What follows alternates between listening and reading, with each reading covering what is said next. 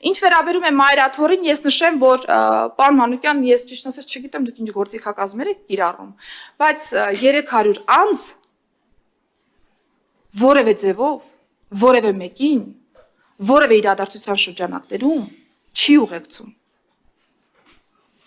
Փաստական տվյալով 300 անձի ուղեկցման դեպք չկա։ Եվ այո, այդ օրը մայր աթոռում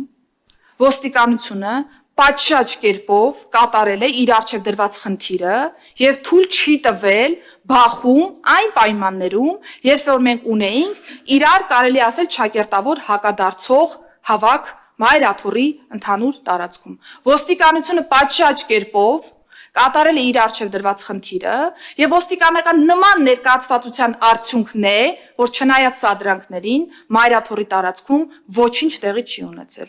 Եվ ցանկացած պահի, եթե դիտարկենք, որ օպերատիվ տվյալի հիման վրա կամ ընդհանուր իրավիճակով պայմանավորված կարիք կլինի ավելի մեծ թվով ոստիկանական ներուժ ներգրավելու, ներքին գործերի նախարարության համակարգը ներգրավելու է այնքան թվով ոստիկան, որը որ թույլ կտա մեր երկրում պատշաճ հասարակական կարգ եւ անվտանգություն ապահովելու։ Ինչ վերաբերում է ձեր հարցադրումների, ես բազմիցս արձագանքել եմ, որ եթե կա պաշտպանական միջոց կիրառելու մասին որոշում, ոստիկանները իրականացնելու են վարույթ իրականացնող մարմնի որոշումը, անկախ նրանից, որ մեկս ինչպիսի ընկալումներ ունենք այդ իրադարձության շրջանակներում։ Հուսով եմ բոլոր հարցերը սպառեցին։ Շնորհակալություն տիկին նախարար։ Արձագանքորը Մանուկյան։ Պարոն Մանուկյան։ Չէ, մի վարքյան էլի խնդրեմ։ Մենք արձագանքի այս ձևաչափը, մենք արձագանքով չենք գնում։ Օրինակ տվեք, պարոն Մանուկյան, ես չեմ թիրախավորում։ Ես ասում եմ, եթե մենք այդպես ենք ասում,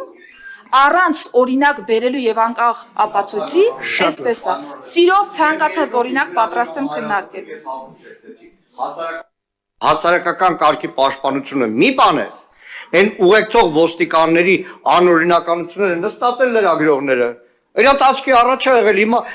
աչքի տեսածը պետք է ասեմ չի եղել, այնտեղ շիտեր նկարող ոստիկանները ուղեկցում էին եպիսկոպոսներ։ Պարոն Մանուկյան, շատ լավ։